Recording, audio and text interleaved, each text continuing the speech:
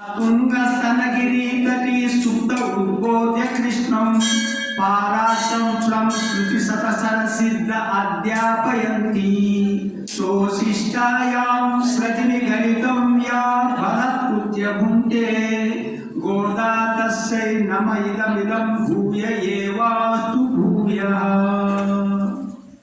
భూతం సరత్స మహదావాయ భట్టనాద శ్రీ భక్తిసార కులశేఖర యోగి వాహన్ భద్రాంగిరేణు పరకాల యతీంద్ర మిశ్రాన్ శ్రీమత్ పరాంకుశ మునిం ప్రణతోస్మి నిత్యం. భగవద్ బాంధవులారా, మనం ఓంకారాన్ని 3 సార్లు జపం చేసుకుందాం. వింటారు కాబట్టి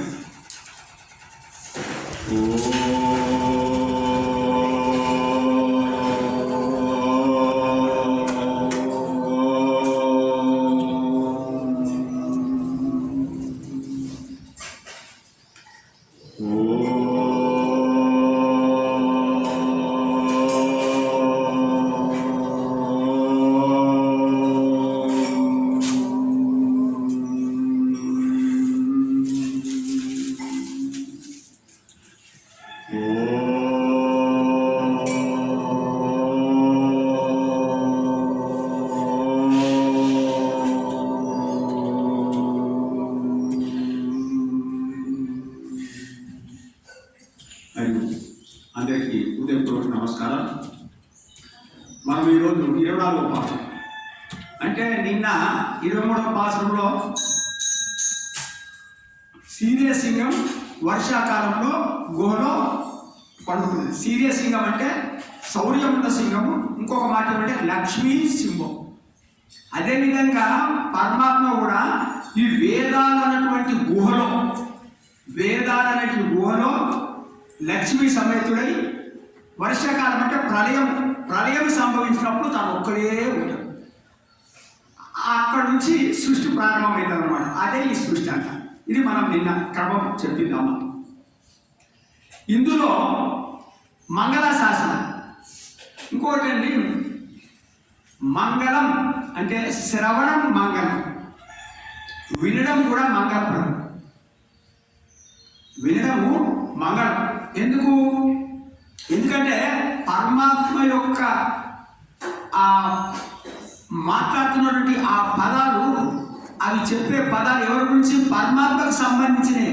అందుకోసం పరమాత్మకు సంబంధించిన పదాలు కాకుండా ఆ పదాలు మన యొక్క చెవుల ద్వారా మన హృదయంలోకి వెళ్ళిపోతున్నాయి. అంటే పరమాత్మతో సంబంధంలో జరుగుతున్నాయి. అందుకని శ్రవణం మంగళం. ఇంకొకటి కథ. ఇది మనం ఒక కథ మాదిరిగా చెప్పుకుంటున్నాం. పరమాత్మ కథ వినడం అనేది చాలా కష్టం అని చెప్పింది పెద్దలు. ఎందుకంటే చెప్పడం సులభంట, చెప్పడం చాలా సులభం, కానీ వినడం చాలా కష్టం. ఎందుకంటే ఒకరు చెప్తే మేము వినాలనా అని ఒకటి ఉంటుంది. సో వినడం చాలా కష్టమైంది. సో ఎంతో శ్రద్ధగా, ఎంతో మరి ఆ విశ్వాసంతో జాగ్రత్తగా ఒక్కొక్క పదాన్ని మనం వింటే మనలో ఉన్నటువంటి మలినాలు తొలిగిపోతాయి. ఇది కథల యొక్క గొప్పతనం.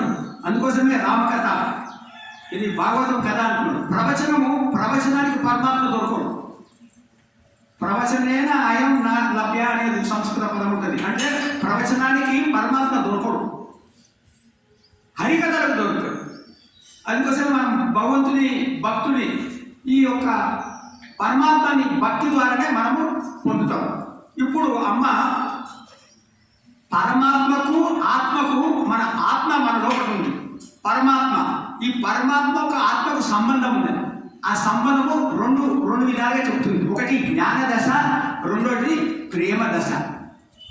ఈ జ్ఞాన దశ ఏంటిదంటే, ఈ జ్ఞాన దశలో పరమాత్మ యొక్క స్వరూపం తెలుసుకుంటాడు, తన స్వరూపం తెలుసుకుంటాడు. అంటే జ్ఞాన దశలో పరమాత్మ స్వరూపం తెలుసుకుంటాడు, తన స్వరూపం తెలుసుకుంటాడు. జ్ఞాన దశలో తెలుసుకొని పరమాత్మ రక్షించేవాడు, నేను రక్షణ పొందేవాడిని అని అనుకుంటాడు జ్ఞాన దశలో. ఈ జ్ఞాన దశ పరిపక్వమైతే, ఇంకా చాలా ముందుకు వెళ్తే, అంటే కాయ పండైతే ఈ యొక్క జ్ఞాన దశ పరిపూర్ణమైనప్పుడు ప్రేమ దశగా మారుతుంది. ఎప్పుడైతే ప్రేమ దశ మారుతుందో ఆ పరమాత్మ యొక్క దివ్య మంగళ రూపాన్ని దర్శించిన తర్వాత ఈ గోదాదేవి గోపికలు ఉన్నటువంటి సుకుమారము, ఆయనలో ఉన్నటువంటి లావణ్యము, ఆయనలో ఉన్నటువంటి వాత్సల్య గుణాలు చూసి ఆయనకే రక్షణ చేస్తున్నాడు. అంటే మేము రక్షించేవాడము, స్వామి రక్షించబడేవాడు అన్న ధోరణి గోదాదేవి గోపికలు కలిగిందనమాట. అంటే ప్రేమ దశ, ప్రేమలో పారవశ్యం చెంది స్వామికే మంగళ శాసనం పాడుతున్నాం. అది గొప్ప. ఎందుకంటే మనం ఏమంటాము, స్వామి మమ్మల్ని రక్షించని మనం ప్రార్థన చేస్తాం. కానీ ఇక్కడ ప్రేమ ఎప్పుడైతే పారవశ్యం పొందిందో భగవంతునికే రక్షణ చేస్తున్నాడు. ఇది ఈ యొక్క మంగళ శాసనం యొక్క గొప్పతనం. ఎందుకంటే గోదాదేవి తండ్రి పెరియాళ్వారు భట్టనాలు కూడా మంగళ శాసనం చేసింది. పళ్ళాండు అని ఎవరికి? విష్ణుమూర్తికి. అందుకోసమే ఆ తండ్రి బిడ్డ కాబట్టి ఆ లక్షణాలు వస్తున్నాయి కాబట్టి స్వామికి ఈమె కూడా మంగళ శాసనం చేస్తుంది. ఇది మనం 24వ పాసురాన్ని అనుసంధానం చేసుకుందాం. அன்று இவலகம் அலந்தாய் ஆடி போத்தி சென்றங்கு தென்னிலங்காய் செத்தாய் திரள் போற்றி போன்ற சகடம் முதத்தாய் புகழ் போத்தி கண்ணு குனிலா எருந்தாய் கடல் போற்றி குன்று குடியா எருத்தாய் குணம் போற்றி என்னும் பகை கெடுக்கும் நின் கையல் வேல் போற்றி என்றென்றும் சேவகமே ஏத்தி படை கொள்வான் இந்தியா வந்தோம் இறங்கேலோ எம்பாவாய். అండ్రు అని మొదలుపెట్టింది. తర్వాత లాస్ట్కు ఇండ్రు అంటే అండు ఆనాడు. అండు అంటే ఇండ్రు అంటే ఈనాడు. అండు ఆనాడు ఏమైంది? ఇంద్రుని యొక్క ఆ స్వర్గాన్ని బలిచక్రవర్తి లాక్కుంటే ఇంద్రుడు శ్రమ పడుతున్నాడు. ఆనాడు స్వర్గంని బలిచక్రవర్తి లాక్కోవడం వల్ల ఇంద్రుడు శ్రమ పడుతున్నాడు, బాధపడుతున్నాడు. ఆనాడు. ఈనాడు గోపికలు గోదాదేవి శ్రీకృష్ణుని విరహంతో బాధపడుతున్నాడు. ఈనాడు ఆనాడు ఆ వామనుడు వచ్చి 3 అడుగులు అడిగి త్రివిక్రమ అవతారం ఎత్తి తన యొక్క పాదం చేత 3 లోకాలను కొలిచి తన పాదములని దానంగా అర్పించినాడు. ఆనాడు. ఈనాడు ఆయన యొక్క సౌందర్యము, సుకుమారం అనే గుణాలు ఈ గోపికలు పొందుతున్నాడు. ఈనాడు ఇట్లా మనం చెప్పుకోవచ్చు ఎన్నో విధాలుగా. అంటే ఆ ఒక దాన్ని అయితే ఇప్పుడు మనం ఒక్కొక్క అర్థం చెప్పుకుందాం. అండ్రు విలగం అలందాయి ఆడిపోద్ది అంటే ఆనాడు 3 లోకాలని, విలగం అంటే 3 లోకాలు, అలందాయి అంటే కొలిసిండు. ఆ పాదాలతో కొలిచినాడు కాబట్టి ఆ పాదాలకు రక్ష. ఇప్పుడు ఇది భాగవతంలో జరిగిన సంఘటన. అంటే భాగవతంలో మనం ఈ ఒక కథని మనం చెప్పుకుంటాం అన్నమాట. ఒక 2 గంటలు 3 గంటలు చెప్తారు ఈ వామనుని కథ. 2 గంటలు చెప్తారు భాగవతం. అంటే ఏమి? వామనుడు ఎవరు? అదితి కశ్యపుడు యొక్క జన్మించినాడు. అంటే పరమాత్మ. ఎందుకు? ఇంద్రుడు బలిచక్రవర్తి ఇంద్రుని యొక్క స్వర్గాన్ని లాక్కున్నాడు. అప్పుడు ఈ అదితి దేవి ప్రార్థన చేసింది పరమేశ్వరునితో. వామనుడు కుమారుగా వచ్చి బలిచక్రవర్తిని యజ్ఞం చేస్తుంటే ఆ యజ్ఞశాలకు వచ్చినాడు. అలా తేజస్సు చూసి బలిచక్రవర్తి పొగిపోయాడు. అబ్బా, ఇంత బ్రహ్మణుడు ఇంత చిన్నగా వచ్చినాడని ఏమి కావాలని అడిగింది. అంటే 3 అడుగులు అడిగింది. 3 అడుగుల్లో, ఎందుకంటే బలిచక్రవర్తిలో ఒక అన్ని మంచి గుణాలు ఉన్నాయి కానీ అహంకారం. ఏం అహంకారం అంటే ఎవరు ఏది అడిగినా నేను ఇస్తాను. ఇది అహంకారం. బలిచక్రవర్తి ఎవరు ఏమడిగినా నేను ఇస్తాను, అంత అహం అయిపోయింది. మంచి చేసినా కూడా అహం పనికిరాదు. ఇది స్వామి ఎక్కడెక్కడ అహంకారం ఉంటుందో అహంకారాన్ని తగ్గించడానికి ప్రయత్నం చేస్తాడు. ఈ యొక్క బలిచక్రవర్తి కథలో మన సారాంశం ఏంటంటే బలిచక్రవర్తికి ఉన్న అహంకారాన్ని తగ్గించడం అన్నమాట. ఈ 3 అడుగులు అడిగి 2 అడుగులు పైలోకము, 1 అడుగు కింది లోకము కొలిసిన తర్వాత 3 అడుగు ఎక్కడ పెట్టాలని అంటే నేను దానం ఇస్తున్న వాడిని కదా, ఈ తలపైన పెట్టాను. 3 అడుగు ఆ తలపైన పెట్టి పాతాళానికి పంపించేసిన. పాతాళ లోకానికి రాజు చేసినప్పుడు ఎవరిని? బలిచక్రవర్తి. అంటే చూడు, ఆ అహంకారాన్ని తగ్గించినాడు. ఇది మనం నేర్చుకోవాల్సింది మొట్టమొదటి.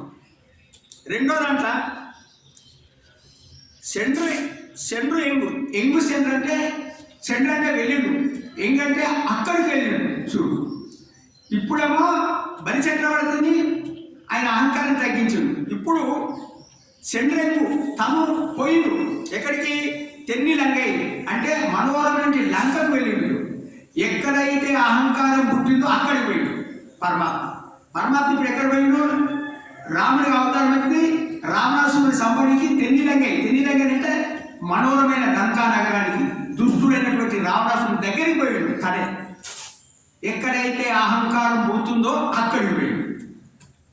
ఇది ఎందుకంటే అహంకారం అతనితో తెన్నిలంగే సెత్తాయి అంటే సంహరించింది. తిరగపోతుంది నీ భుజబలానికి మంగళమవ్వక, రక్షణ నీ భుజబలానికి. ఎలాంటి నీ భుజం అంత బలమైనది. అయితే ఇక్కడ రావణాసురుడు అంటే ఎవరు అంటే రావణాసురుడు అంటే మనమే అంటారు. రావణాసురుడు అంటే 10 తలలు రావణాసురుడు ఉన్నాయి కదా, మనకు 10 ఇంద్రియాలు ఉన్నాయి. 10 ఇంద్రియాలు ఆయనకు 10 తలాలతో సమానం అన్నమాట. మన 10 ఇంద్రియాలు, 5 జ్ఞానేంద్రియాలు, 5 కర్మేంద్రియాలు. ఈ 10 ఇంద్రియాలు మనల్ని ముప్పు పెడుతున్నాయి. ఈ ప్రపంచం వైపు వెళ్తుండే ఈ జ్ఞానేంద్రియాలు, ఈ కర్మేంద్రియాలు ప్రపంచం వైపు వెళ్తుంటాయి. మనసు రావణాసురుడు అంటే మనసులోనే ఏం పుడుతుంది? అహంకారం పుడుతుంది. మన మనసులో అహంకారం పుడుతుంది. తో శ్రీరామచంద్రుడు ఆ లంకా నగరం పోయి ఆ మనసులో ఉన్నటువంటి అంటే రావణాసులో ఉన్నటువంటి ఆ యొక్క అహంకారం ఏం చేస్తుందంటే మనకు విషయాలను పోయి భోగాలు అనుభవించాలనుకుంటుంది. ఆ విషయాల వైపు పోతున్నటువంటి మనసుని వెనుకకు తిప్పి మనలో ఉన్నటువంటి అహంకారాన్ని తొలగించి వేయడమే ఈ యొక్క రావణాసురుడు వృత్తాంతం. అంటే పరమాత్మనే మనలో అహంకారం తొలగించి వేయాలి. ఇది ఈ యొక్క దీంట్లో అంటే మన మనసులో ఉన్నటువంటి అహంకారాన్ని తొలగించాలి. మన ఇంద్రియాలని బయటికి పోతున్నాయి కదా, లోపలికి పంపించాలి. ఇది ఈ యొక్క రావణాసురుడు వృత్తాంతం. పోండ్ర సగటం ముదత్తాయి పుగలు పోతుంది. పోండ్ర సగటం అంటే శకటాసురుడు బండి. పోండ్ర అంటే ఆ బండి యొక్క స్వరూపాన్ని ముక్కలు చేసింది. అటువంటి చేసినటువంటి పుగలి మీ యొక్క కీర్తికి మంగళమవుగాక స్వామి అన్న. ఇది కూడా మళ్ళా భాగవతం. ఇది ఎందుకు వచ్చింది? ఎప్పుడు శకటాసురుడు ఒక చిన్న కథ. అమ్మవారు యశోదమ్మ దేవి శ్రీకృష్ణుడు ఎత్తుకున్నట్ట యమునా నదికి వెళ్ళినటువంటి నీళ్ళకు.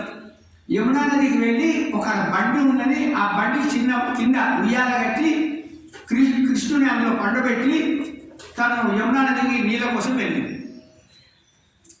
కంసులు చేసి పంపబడ్డటువంటి శకటాసుడు రాక్షసుడు, ఆ రాక్షసుడు ఈ బండిలో ఆవహించింది. ఈ బండిలో ఆవహించి శ్రీకృష్ణుడు సంబంధిద్దామని ఆ రాక్షసుడి యొక్క ఆలోచన.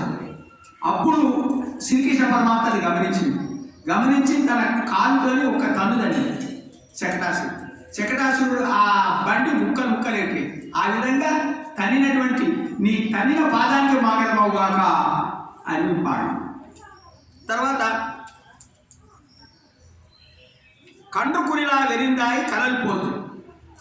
కండ్రు కునిలా వెరిందాయి. కండ్రు అంటే మళ్ళా కంసుడు 2 రాక్షసులు పంపిండు.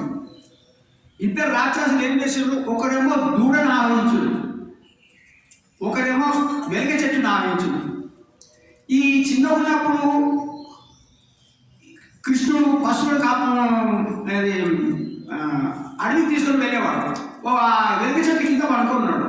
ఈ వెలుగు చెట్టును ఆవహించిన ఈ రాక్షసుడు దూరం ఆవహించిన ఇంకొక రాక్షసుడు ఎప్పుడు సమయమా అని ఆలోచిస్తున్నాడు. ఇది గమనించిండు శ్రీకృష్ణుడు. గమనించి కండ్రు కొనిలా వెళ్ళిందాయి కలలిపోతే ఆ దూడని తోక 4 కాళ్ళు పట్టుకొని ఒడిసిన రాయిలా ఇలా ఇలా ఇలా తిప్పి ఆ వెలుగు చెట్టును ఆవహించిన రాక్షసుడిని ఈ దూడని కొట్టిండు. తో ఈ రాక్షసుడు దూడలో ఆవహించిన ఈ రాక్షసుడు వెలుగు చెట్టును ఆవహించిన ఆ రాక్షసుడు ఒక్క దెబ్బకు 2 పిట్టలు, 2 చనిపోయింది. దూడ అంటే రుచికి ప్రధానం. రుచి అది ప్రతీక. దూడలు ఎక్కువ ఈ ఆవులు దూడలు ఏంటంటే రుచి ఉన్నదాన్ని తింటా ఉంటాయి ఆగే ఎప్పుడు తింటా ఉంటాయి. అవి రుచి ఎక్కువ. తో రుచికి ప్రధానం అంటే రుచి మనలో రుచి ఉన్నది. ఆ రుచి ఈ వెలుగ చెట్టుకి ఏంటంటే వాసన. తో రుచి వాసన అనేది పరమాత్మ యొక్క కాలు దగ్గర ఏ విధంగా నాశనం అయిపోతుందో ఆ విధంగా మనలో కూడా రుచి వాసన పోవాలి. మనకు ఈ రుచి వాసన చాలా భయంకరమైనది. పరమాత్మకి విరోధులు అనమాట ఈ రుచి వాసనని. మనము 6 అడుగుల మనం మనిషి అయినా 4 ఇంచుల ఈ నాలుక కోరికకు మనం దాసోహం అయిపోతుంది. రుచి వాసనతో మనం పరమాత్మకు చాలా దూరం అయిపోతున్నాం. అప్పుడు ఈ రుచి వాసన పోవాలంటే పరమాత్మ యొక్క ఆ పాదం అంటే పరమాత్మ యొక్క స్పర్శ జరిగితే పోతుంది. సో ఇది కుండకుయిలా ఎరిందాయి కలపి అంటే వేసి కొట్టిందనమాట. రెండు పోయినాయి. ఈ కపిత్తాసురుడు వత్సాసురుడు, ఇది రాక్షసుడు పేరు. వత్సాసురుడు కపిత్తాసురుడు ఇద్దరు రాక్షసుడు ఈ విధంగా సంపాదించండి. అంటే రుచి వాసనలు మనలో పోవాలి. అంటే ఒకటి ఏం కావాలి మనకు, ఇప్పుడు శకటాసురుడు సంబంధించిందంటే బండి అంటే మన శరీరం అంతా పొడుస్తారు. బండి ఏం చేస్తుందంటే ఇక్కడి నుంచి వస్తువులు అక్కడికి తీసుకుపోతుంది బండి కదా. ఈ వస్తువులు ఇక్కడ నుంచి అక్కడ తీసుకుపోతే బండి వాహనం ఉపయోగించారు. మన ఆత్మ కూడా ఈ శరీరం ఒక శరీరం నుంచి ఇంకో శరీరానికి ప్రయాణం చేస్తుంది. మన ఆత్మ ఏం చేస్తుంది, ఈ శరీరం నుంచి ఇంకొక శరీరం పొందుతుంది ఆత్మ. అంటే ఈ శరీరం బండి లాంటిది ఆత్మ. అయితే ఇది ఎట్లా వస్తుంది అంటే కర్మ.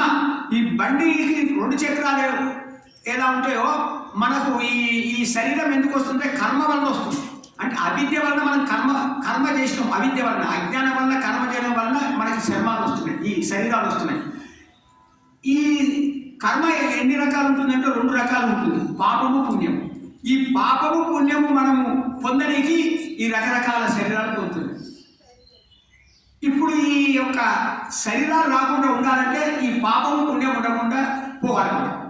సో శకటాసురుడు సంహరించడం అంటే ఈ కర్మను సంహరించడం అంటే పాప పుణ్యాలను తొలగించడం. అంటే పరమాత్మ యొక్క పాద స్పర్శ వల్లనే మనకి ఈ పాప పుణ్యము తొలగిపోవాలి. అప్పుడు మనకు ఈ శరీరం అనేది రాకుండా పోతుంది. ఈ విధంగా మనకి చెప్తారు అన్నమాట. ఇవి రాక్షసులలో జరిగిన పొరపాటు.